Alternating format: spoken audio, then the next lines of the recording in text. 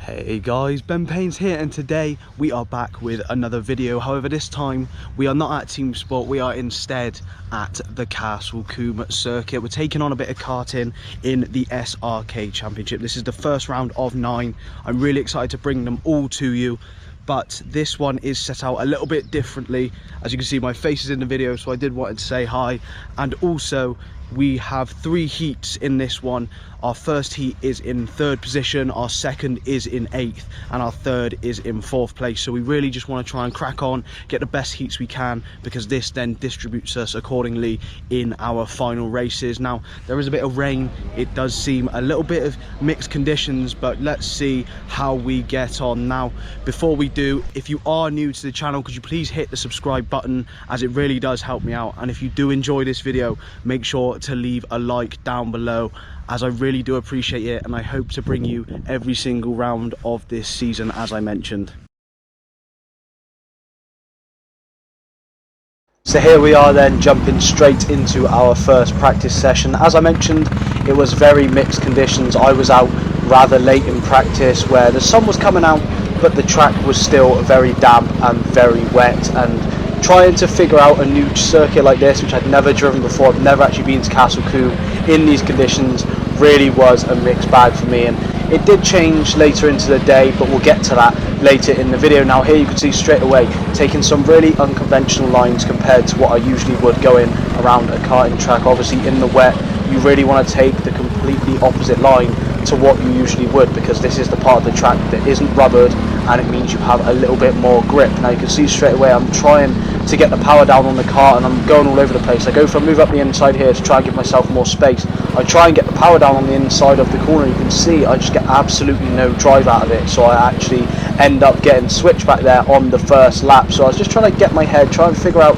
where the grip was on the track. By going quite wide here, I found I had a nice bit of grip. You can see I'm still sliding on the exit of the corner. So coming around on our first lap in practice, we come across the line with a 46.580 second lap. Now the lap times are rounded to the nearest 10th, just because, sorry, not the nearest 10th, but nearest 100th, just because I don't have the complete accurate timings much like I do at Team Sports. So there will be a lot of laps with 0 on the end, so just bear that in mind as we're going around. So every lap we're doing in practice, I was just trying to figure out where the grip was, trying to maintain as much confidence as I can. You can see there straight away, going all the way over to the mossy area on the left hand side of the circuit, and by doing that I was able to get a lot more grip compared to staying on the wet tarmac. So I was able to just get a way better run out of the top hairpin there, and this meant I was able to make sort of a position in practice, sort of push my way past. So we come around on our second lap, which was over a second quicker, a 44.910 second lap, which I was really happy with. Taking a wider line once again,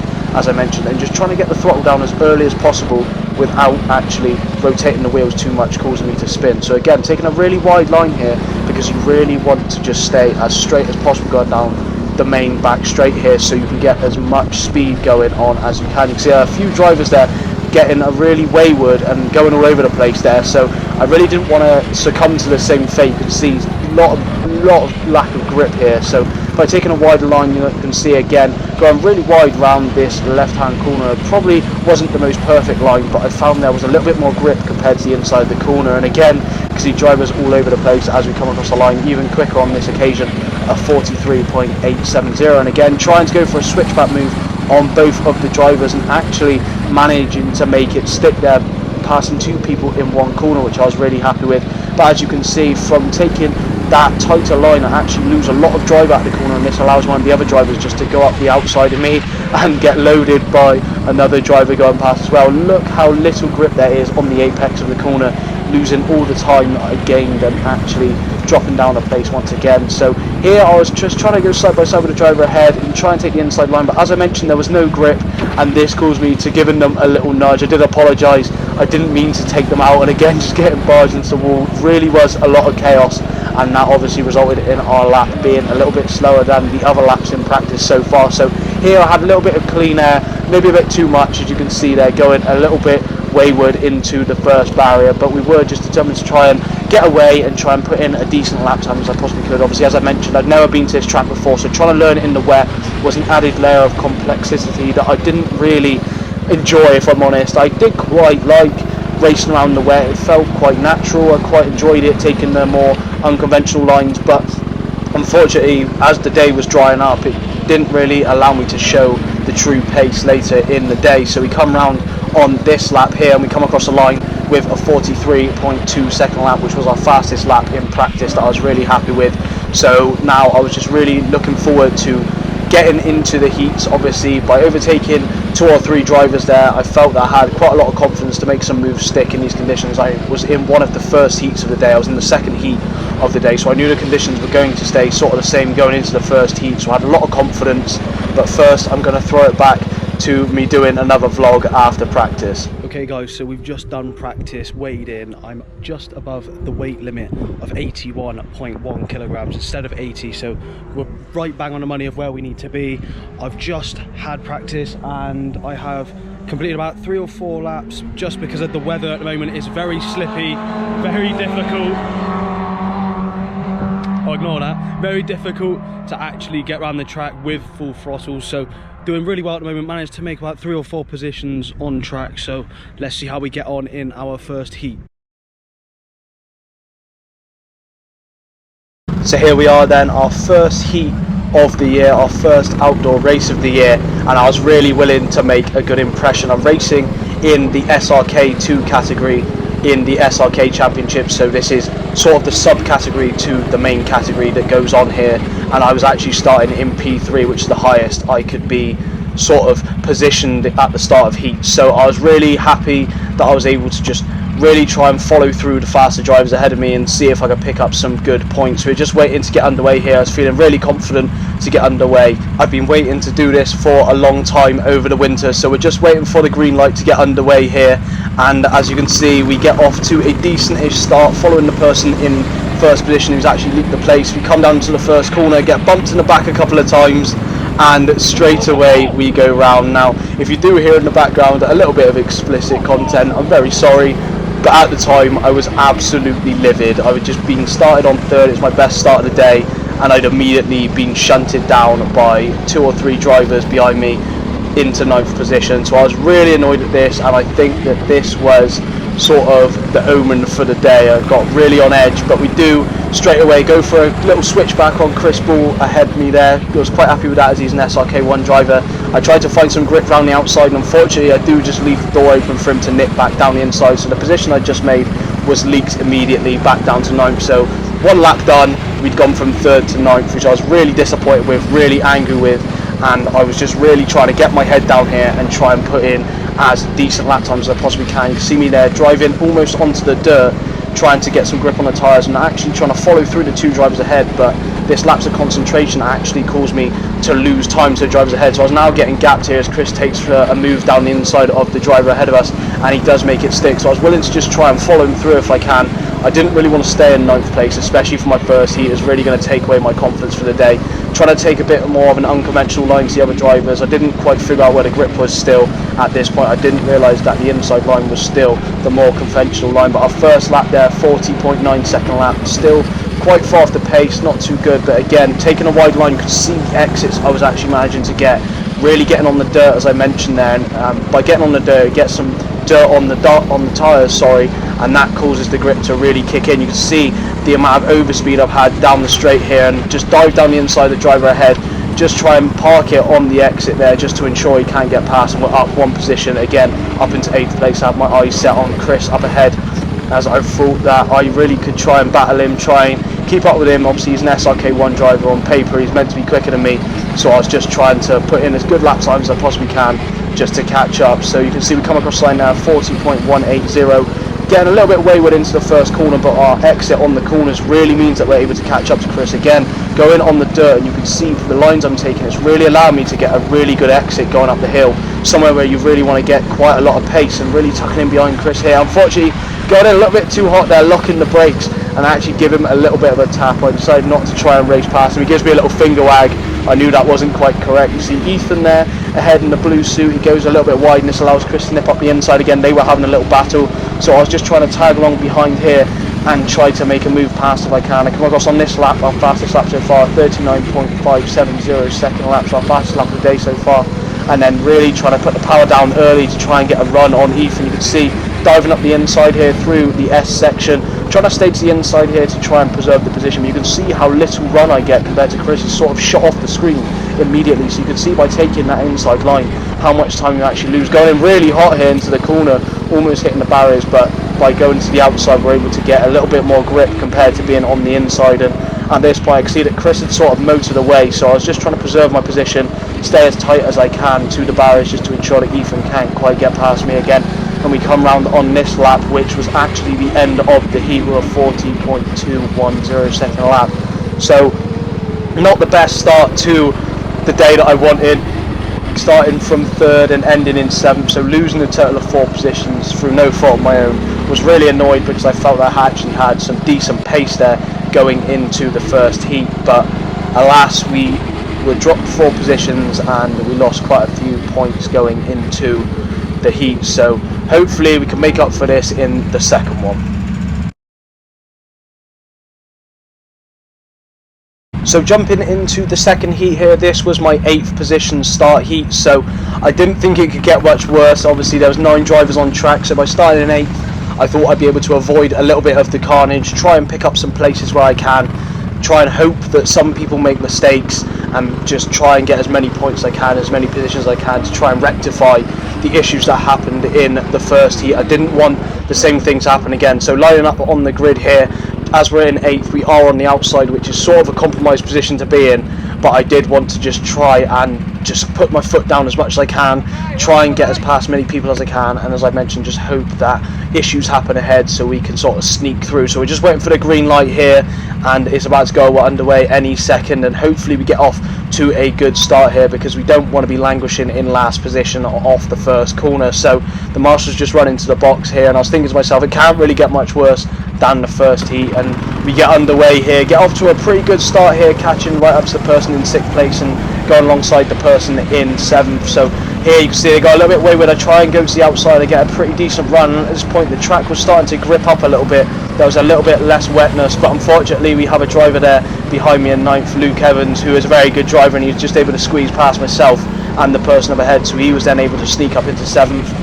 And here we can see drivers going all over the place. I was trying to stick to the inside, but you can see still on this corner there was not a lot of grip, and this meant I had to hold position in 9th place. So I didn't really want to stay in 9th, obviously in last place at this point, but I was just trying to bide my time. Obviously there's not a lot of time in these heats, only 5 laps or so, so I was just trying to find my way, pick my moments, try and pick my way through, and just see if there was any carnage that I could sort of pick up places from. You can see a driver ahead going all over the place, so once again through this corner, really taking the wide line still, as it was still really wet, and you can see the drive I get out of the corner, which allows me to get up into 8th position. So we gained back up to where we started immediately, and then to my surprise the driver ahead locks up and loses all of his time, and that actually causes the other 2 drivers ahead of me to sort of follow him and have to slam the brakes on. I actually managed to gain 3 positions in the corner, which I was really happy with.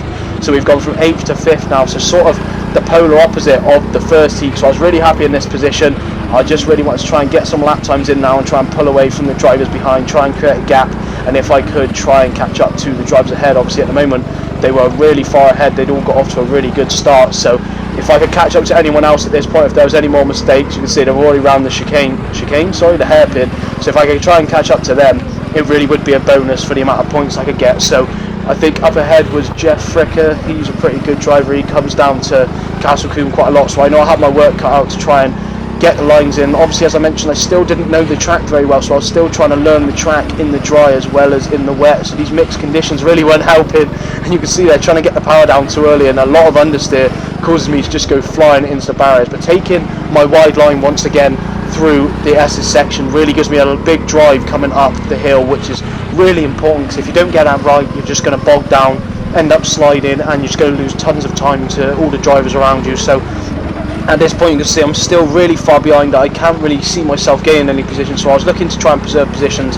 whilst also gaining as much track knowledge as I can. You can see our last lap 33.650, and our last lap was a 33.650, and our fastest lap was a 33.5 second lap. So our fastest lap so far. You can see how much the track has improved compared to the practice session at the beginning of the day. You can see up ahead, yellow flags. Jeff had actually gone into a little bit of a spin at the hairpin, and I was just trying to catch up, but unfortunately I was just too far behind to try and capitalise on it and sneak up into 4th position. You can see, if you are eagle-eyed, that the checkered flag is waving on this lap, so we do come across the line here in 5th position. Pretty decent points, pretty happy with that. My fastest lap so far as well on that last lap, a 32.830 second lap, which was pretty average for the other drivers on the field, and pretty good points there from going from 8th to 5th, so I was really happy with that, and I was just hoping to carry this momentum into the last heat. I knew at this point that I had to finish somewhat 3rd or above to get anywhere in the C final, so I just had to try and get a decent result and just really nail down my time. So we come on into the pits here and let's see how we do. So here we are then, jumping into our last heat of the day. You can see the sun's out, the track's drying out quite a bit, so at this point I was able to take more of conventional lines compared to what was going on earlier in the heats. So as I mentioned, I wanted to try and get up into 3rd or above if I can. I was starting in P4 here, so one of my other front heats, and I was just going to try and get past the drivers ahead if I can. Obviously lining up next to me in 3rd place is my team boss Barry Lewis, so I wanted to try and get past him and sort of prove to myself that I could get myself a good result rather than languishing sort of further back where I was. So the lights go underway here, we get off to a decent start here, side by side, getting a bit of a better run, but unfortunately as I'm due to be sent round the outside here, I was sort of stuck in 4th position, so we slot in behind him here, get a little bit too much speed carried in there and give him a little bit of a load through the S section. You can see how much time we've lost to the front 2 drivers already as he's driving quite defensively, sitting in the middle of the track. I didn't want to try and send a move. You see a driver up the inside there, Zach Venn, he's a really quick SRK1 driver, so I didn't really want to try and leak a position to him if I can, so I was just trying to get past as quickly as possible and try and get a little bit of a gap if I could. But obviously trying to still learn the track, I didn't really know the lines. You can see there Zach capitalising on this immediately by sending it down the inside, a really clean move into the first corner and actually able to gain a position up into 4th place. So we're down into 5th at this point, but I wasn't too angry because I thought to myself, if I can let Zach go through, he can sort of battle with Barry up ahead. I know both of them come to Combe a lot more than me. I don't really know the track, so if I can sort of follow him through, see some of the lines, now it's in the dry, I can see where I can improve and just try and be it as quick as I possibly can. We come across a line at 28.710, so considerably faster compared to earlier in the day. We can pretty much go flat out now through the S section, obviously getting a little bit of understeer from having a little bit of a damp patch, but just trying to get as close as possible to the drivers ahead. Obviously I don't want to lose too much time and hope they battle with each other, so I can sort of capitalise on any issues that happen. So down in 5th, trying to take a tight line, but getting the lines a little bit wrong by going through the sort of last complex section. You see Zach goes for a move down the inside, sort of what I was hoping for. Barry didn't like it, but unfortunately I was too far behind to sort of capitalise on anything. Again though, we're able to get a really good run through the uphill section. I was really looking to try and make a move if I can, but instead Barry goes for a big lunge down the inside of Zach. I was able to cut down the inside, so back up into 4th. I thought I could find my way through here into 3rd, but unfortunately I actually end up going for a gap that sort of didn't exist. So once again, just a little lapse of error there, a little lapse of judgment, and not only have I ruined my own race, but I've also ruined my team boss's race. So back down into 7th position here, really annoyed at myself, going in a little bit too hot there, trying to make positions back. And Barry, if you're watching this, I'm really sorry, I didn't mean it. I thought the gap was a lot bigger than it was at the time, but unfortunately it just wasn't. You can see there, getting even more frustrated as the driver tries to dive down the inside of me there, forcing me wide. And we leak another position to fellow teammate in SRK1, Hagen. So down into 8th place, from 4th down to 8th, sort of akin to our first heat, just really ruined the heat for myself. Really frustrated at this point. It was sort of the final nail in the coffin for me, a really bad mood coming up the hill here, really aggravated. You can see driving one-handed, shaking my head, not in a good place whatsoever. So I was going to do a vlog after this, but obviously due to the mood that I was now in, I didn't actually record a vlog after, so let's jump straight into the final. Here we are then, into the final race of the day, and obviously due to my absolutely atrocious heats, we found ourselves in 7th place for the F final, which was actually the 2nd lowest final of the day. So I was really disappointed with myself at this point, and I just really wanted to try and force my way through the pack as much as I can, not a lot to lose, and just try and pick up as many points as possible. Now at this point the track was really dry. I knew a lot of people that come to Combe would be better than me at this track, so I just wanted to try and knuckle down, learn from them, and just try and force my way through as best to my abilities as I possibly can. So here once again the lights go green and we get underway.